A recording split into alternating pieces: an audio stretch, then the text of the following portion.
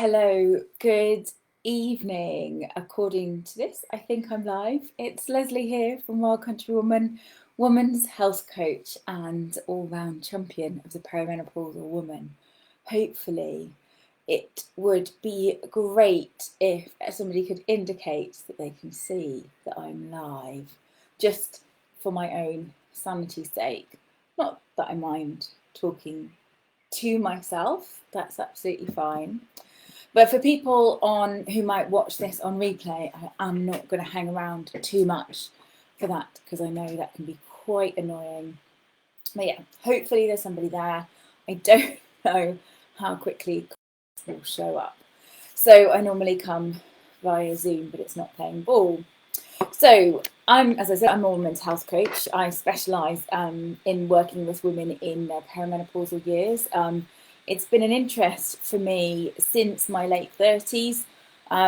Wasn't something I'd ever thought about before then. But in my late 30s, I experienced really high levels of stress from sleep deprivation and from a small child, and also just from a job that I felt like it just didn't suit me.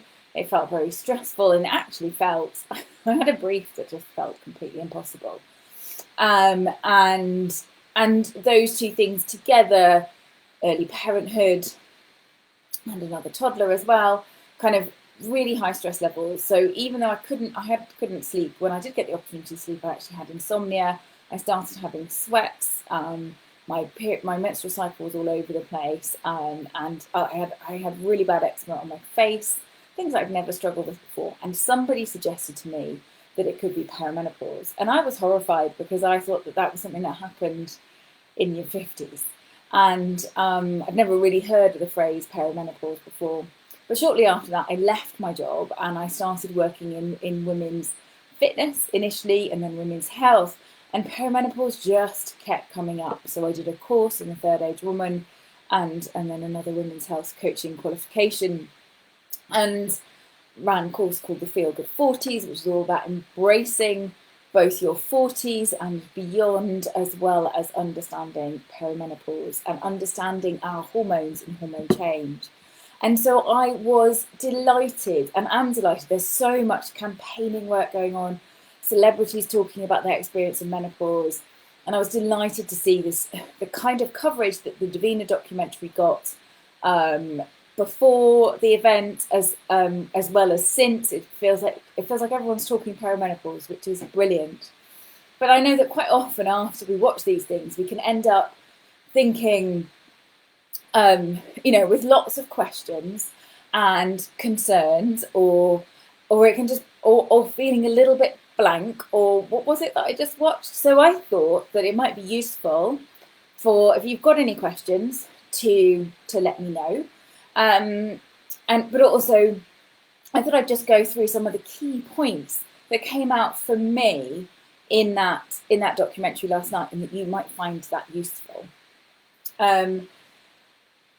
So, as I said, perimenopause was something I'd never heard of, and now it's my mission. And I'm on a mission to support women to feel wildly well through perimenopause.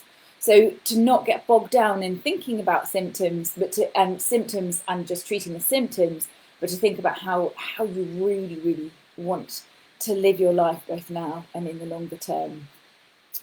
And that's my number one point actually here from that documentary. And I think is that actually don't ignore it, that don't ignore symptoms, don't ignore the fact that this is a transition phase, the opposite of puberty in terms of how our hormones are changing, but that there is an opportunity in that transition to redefine who you are, to redefine your well-being, and to take action to enhance your long-term well-being. And so that was point number one. Don't ignore it. It is a transition phase. You are withdrawing from estrogen, progesterone, and to a certain extent testosterone, which have a huge impact on multiple different systems in our bodies. I think they've discovered 400 different kinds of cells that have estrogen receptors. So that's cells with a receptor that where estrogen interacts, and that will be part of how well that cell functions. So you start taking estrogen away, those cells are going to need to find a replacement, or it's going to have an impact. From our brain down to the tips of our toes, but perhaps we do feel many of these effects in our brains, in our guts, and in our cardiovascular system, and our bones. Those are the things that we think about the most here. So don't ignore it, was number one. Number two was to get help, like just to ask for help. HRT isn't the devil that you might think it is, and that came across really strongly in this documentary. Too strongly, some might argue, but they really explored the fact that the Women's Health Initiative study, reports around increased cases of breast cancer was actually wrong. Like the way they analysed the research was wrong. That it wasn't as high a risk as it was made out to be, and doctors and people around us still feel that there is a higher risk, and that there is, and that actually, and that was based on an old form of HRT as well, which came from it was called pregnant mare's urine. So that's where it came from. Nowadays it's plant-based, it's body identical, and has a very different impact on the body. And as they showed in the big ball pit yesterday, that there was a 4 in 1,000 chance of getting breast cancer taking HRT as it stands now, and there was 28 in 1,000, 26 in 1,000 if you happen to have a couple of drinks every night, 2 units of alcohol. So that's really 1 big glass of wine. So to see that actually there are lifestyle actions that we take now that have a higher impact on our that can have a higher negative impact on our risk of breast cancer than taking HRT. And so that's really important, because for some women it's an absolute game changer. It helps with sleep, it helps with the mental health aspects, it can help with the joint pains, and it can be massively protective. It's not a magic pill that you take that and therefore you're healthy. It just can help you to take more action to support your health and well-being. That's how I see it, is that it enables you to come out from under a rock you might want to hide under, and that HRT can be beneficial. But it didn't really touch on alternatives. It was very disparaging about supplements, and actually working with an appropriately qualified practitioner. Supplements and dietary change can actually be beneficial. But getting help, if you feel you need it, is really important, to know that help is out there and that you're not struggling alone. I've had a couple of messages and DMs today just about people who'd seen it and were like in tears watching it last night. Suddenly realised they weren't alone and they weren't going crazy. So it's really beneficial from that point of view. And I know plenty of women who take HRT and have said it's hugely beneficial to them, no adverse side effects. And I know women who've tried HRT and didn't really feel like it did anything for them, and they didn't like the side effects, and so actually they chose to go down a different route. Other routes that we've had an acupuncturist come and talk to us a little bit, it must have been a few months ago, Jo from Menopause, about alternatives. She works a lot with women who've had breast cancer who aren't able to take HRT, and that acupuncture can be really beneficial for managing hot flushes and some of the other symptoms of menopause, perimenopause. So don't ignore it and get some help if you need it. The third point, and I thought that the documentary got this across really well, was that every woman's experience is different and valid, that it is possible to, some women might feel that they sail through it, and others have a terrible time. One woman might have joint pains, another insomnia, one woman have brain fog and memory loss, and another woman have night sweats, and mood swings, or the red mist, the red fog that might descend upon you, particularly when you're premenstrual, perimenopausal. I kind of wave an imaginary red flag around my family. I can actually predict it now. I use menstrual cycle tracking, and I find that massively beneficial. And I know that if there's been a particularly stressful month for whatever reason, or year, hello COVID, then that this is something that's going to be really important to track and warn the rest of family about. So actually, those 2 or 3 days when I might have a black cloud over my head, I'm better off not doing very much, going to bed early and delegating as much as possible. So every woman's experience is different. Every woman's experience is valid. Whatever the symptoms, whatever her approach, she doesn't want to take HRT. If she would rather go, natural is I think can sometimes be a bit of one of those value-laden words, but would rather find another approach. And every woman's mindset around it will be different as well. Some of it will be partly related to how our mothers experience perimenopause, whether or not they spoke to us about it. And I loved, so then one of the things that I loved right at the end of the documentary, when she was speaking to the peer, Saida, whose last name I've forgotten, who was one of the youngest peers in the country, but she started struggling with perimenopause, with menopause symptoms, and finding that her brain just wasn't as fast as it had been, and found that very frustrating. And she talked about how weight training had been beneficial for her, and but also that it was about, some of it was about her attitude towards it, towards getting help and support, but then seeing it as a strength, not a weakness. Now, I love that. She was talking about weight training. She was in a gym, but talking about it as a strength at this transition stage, as being a strength, not a weakness, and not making it kind of another stick for the patriarchy to beat us with. That actually seeing it as an opportunity for growth, or to spend a few years doing less so that you can do more in later life. As I said, every woman's experience will be different. The thing that came across, fifth point I wanted to make, the thing that came across the most was that there is not, and something I've known for a while, got quite cross about, there is not enough research out there on women's hormones, and the impact on our long-term health. For example, I've just finished reading a book, which is around here somewhere, I guessed it, called The XX Brain by Lisa Mosconi. Women are twice as likely as men to develop Alzheimer's, and nobody really knows why. She talks about how it was kind of always dismissed as, oh, well, women live longer. But actually, it's not that much longer, and Alzheimer's develops way before then as well. So you can't dismiss it as a difference in longevity.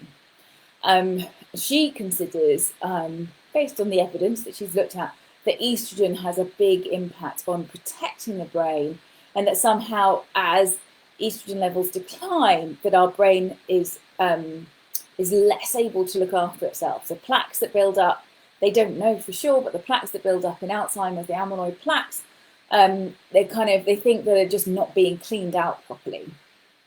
That is from me, not from a neuroscientist. But there's not enough research. So why is it that women are twice as likely to develop Alzheimer's? It is likely that estrogen is involved.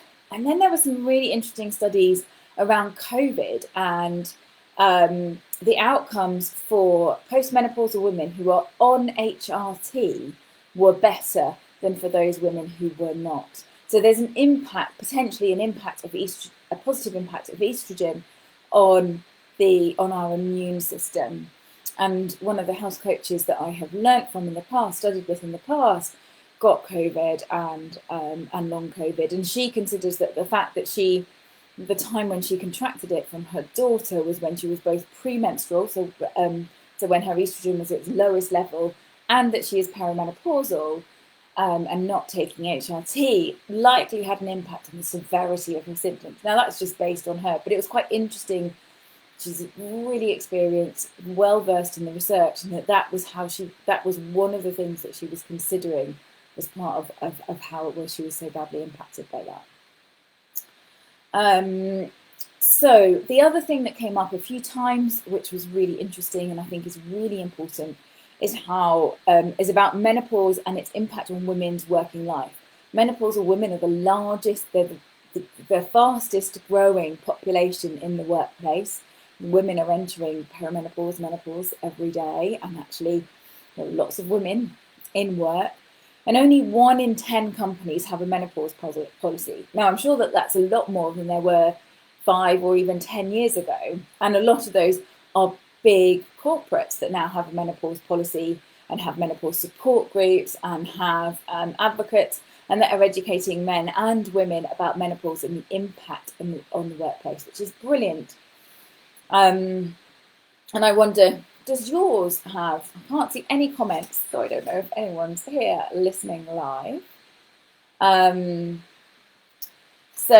yes, I thought it was really interesting that there are those policies out there, and I've actually been into several organisations, 3 organisations in the last 2 or 3 months to talk about to give a menopause workshop to help women understand a little bit more about the impact of perimenopause, how hormones change, and the strategies that you can use to support your well-being through that stage and where to go for help. So I wondered, does your organisation have a menopause policy? Where do you work? If you work for yourself, do you have a menopause policy for yourself? But can you build that into how you think about your working life in your 40s and 50s and consider how you might support yourself well at that stage in life? So, I can see one person, I think, watching me. Who knows? Yeah. And if you don't have a menopause policy at work, what would be the ideal? What would be the ideal, even if you do work for yourself? How would you support yourself? How would you educate your colleagues or the people around you to make sure that women, and I mean, actually, if you think about it, trans men and kind of trans men and kind of intersex people who have a uterus, who will experience perimenopause, can be even more complicated and difficult to access help for them potentially. And that's kind of a language and an understanding that I'm trying to develop at the moment, because I think it's really important. So those are kind of some of my initial kind of takeaway thoughts. Love to know if you've got any questions. And then I just had a couple of ideas about kind of actions that we could take around our own menopause experience. And one thing that really came out from messages that I've received and seen today is just how valuable it is to talk about it with your peers, your friends, your colleagues, with your siblings, male and female, with your partner, with your mum, to find out her experience if she's still around, and willing to talk about it. And even to your kids. I mean, I talk to my kids about it, but then I will talk to anybody about women's hormones and perimenopause, because I think we should all be educated about it. When we used to have parties, I think people used to steer clear of me. In the old days when you could have gatherings and people asked you what you did, I could go off on one about hormones. Anyway, that's aside. So talking about it, I think, is a key action, because actually it helps you validate a little bit more about your experience and learn from others. It helps us to be able to empathise and support each other, and to feel a little bit part of a community. There's a few groups that I'm a part of. One's called Perimenopause Hub. It's a Facebook group. It's massive, and then they also have a membership with experts in it, which I'm a part. But there's lots of menopause support groups out there, all of them offering different levels of support and advice. Dr. Google isn't always that helpful. I've got a free download. I'll put a link underneath this if I can work out where to put it, which kind of gives an overview of the 10 key symptoms. Some of you may well have be here because you've already had that. Sort of 10 symptoms you might not have thought about, as well as some resources and some actions, simple actions that you can take. So that's, and then a list of some books. So there's some really great books out there and great podcasts. So educating yourself is the second action that I think is really helpful. Educating yourself on hormones, on understanding the impact of estrogen and progesterone. A simple thing to start with can actually be tracking your menstrual cycle. And if you don't have a cycle as a result of whether it's to do with hormonal birth control or because you don't, or any other condition like endometriosis where you might not have a cycle, or PCOS, tracking your ups and downs of your mood and energy can be helpful anyway. You can use the lunar month because that tends to be the same amount of time every month. But tracking your menstrual cycle using an app. So, and you might track any symptoms or mood swings or aches and pains and even upset stomachs. And my stomach is so much more sensitive now. Claire. Estrogen herbal supplements. Claire's asked, are estrogen herbal supplements any good? More as a preventative as opposed to treating symptoms. Now, there's really mixed research on this. Lots of positive about things like red clover.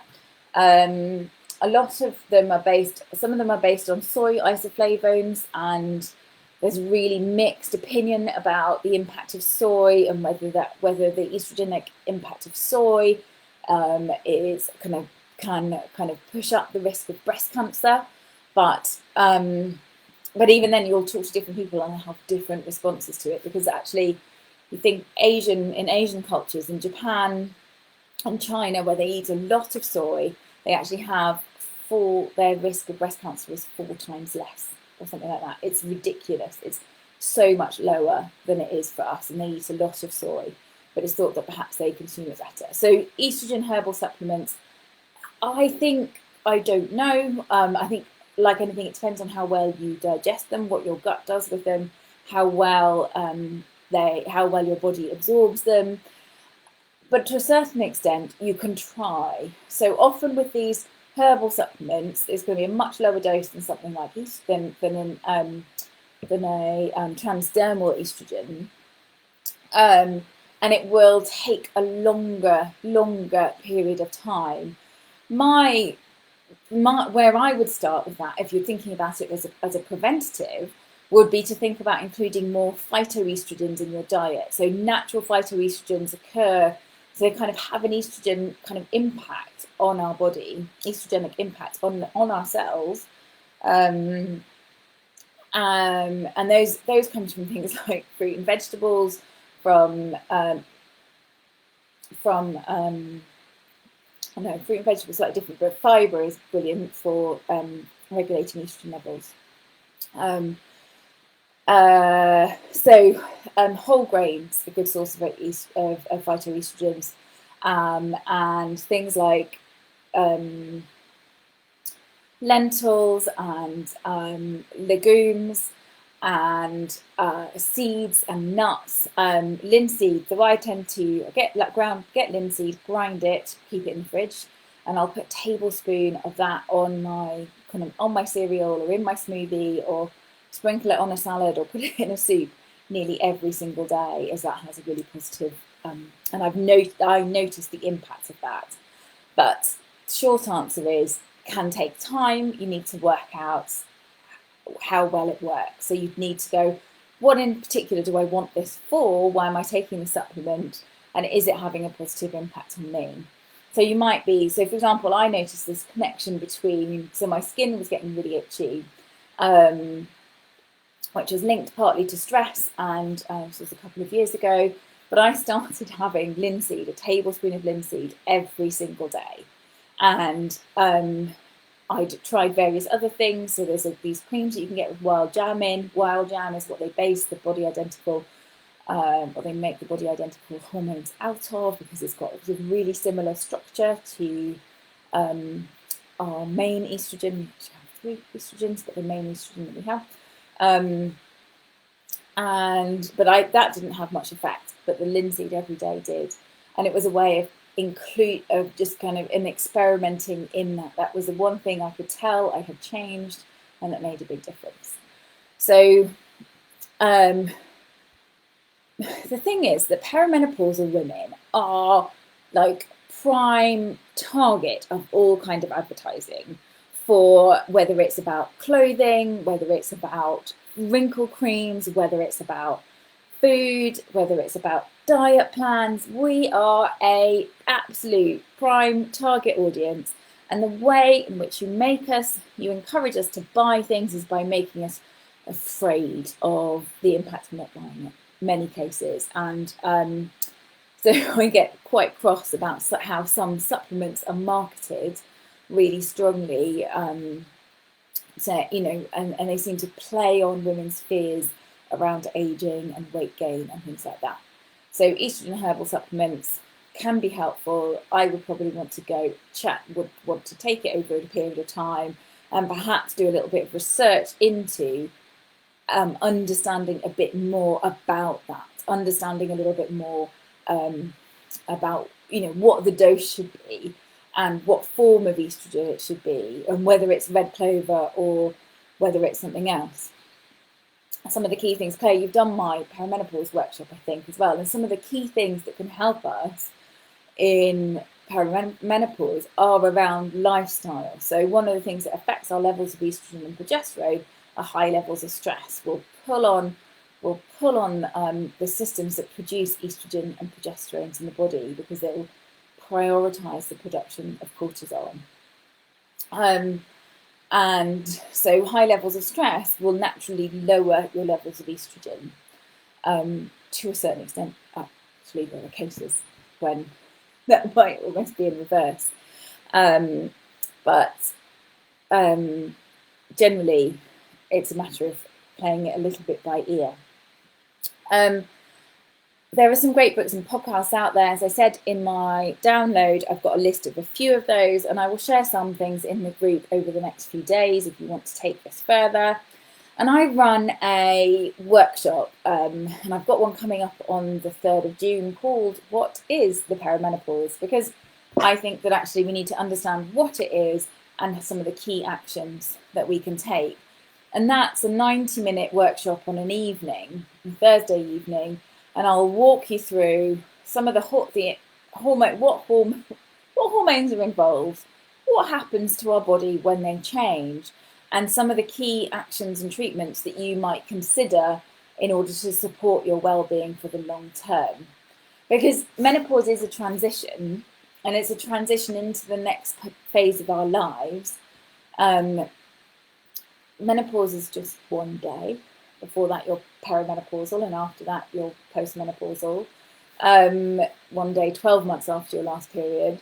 And that transition from perimenopause to postmenopause is a transition into the next stage of our lives, and also into an opportunity for us to think about who it is that we want to be in the future. Who do we want to be? What kind of 8-year-old do I want to be? I've got the opportunity to lay the groundwork now. Do I want to be, are there women in your community you can see as being a great example? It could be that it's about your mother or your grandmother. It could be that it's, think about somebody like Mary Berry. She just seems to have so much zest for life and is still super active and baking cakes and doing amazing things. Do you want to be more like her? Are there people that you see in the media who you would aspire to be like? Even as they age, they're aging so well and living life with purpose. Because now in this stage of our lives is the opportunity to lay the groundwork for that and to decide. Often so much of our previous lives has been focused on career and then family and then career and those building blocks, without necessarily thinking about, we kind of got this real negative image, kind of these blinkers on. I don't want to talk about aging, it's too scary. And somebody just said, oh, sell me some wrinkle cream. But actually it's about how we live our life going forwards. And so perimenopause is an opportunity. So I've rambled on. I hope that some of that is helpful and useful. If you do have any questions, let me know.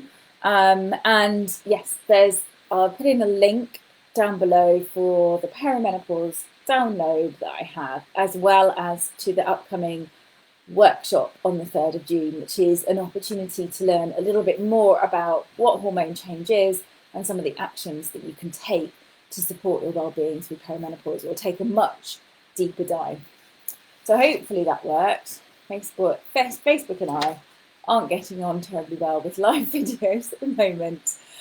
So thank you for those who did watch, a few of you, and let me know if you've got any questions and I will get back to them probably tomorrow now.